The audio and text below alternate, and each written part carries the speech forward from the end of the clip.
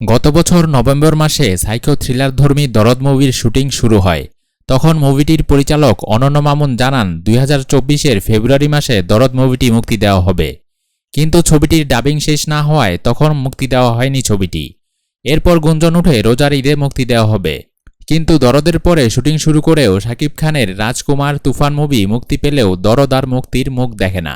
সর্বশেষ জানানো হয় সেপ্টেম্বর মাসে দরদ মুভিটি মুক্তি দেওয়া হবে এবং 15ই জুলাই মুভিটির প্রমোশন শুরু করা হবে। যদিও তখন সেপ্টেম্বর মাসের কোন তারিখে মুক্তি দেওয়া হবে সেটি জানাননি মুভিটির পরিচালক অনন্য মামুন। এবার ঘোষণা এলো মুভিটির মুক্তির তারিখ। মুভিটির পরিচালক অনন্য মামুন জানান, প্রয়াত জনপ্রিয় নায়ক সালমান শাহের মৃত্যু দিবস 6ই সেপ্টেম্বরে শাকিব খান অভিনীত দরদ মুভিটি মুক্তি দেওয়া হবে। দরদ বাংলাদেশের প্রথম প্যান ইন্ডিয়ান মুভি। মুভিতে শাকিব খানের বিপরীতে অভিনয় করেছেন বলিউডের সোনাল চৌহান। মুভিটির টিজার অলরেডি প্রকাশ করা হয়েছে।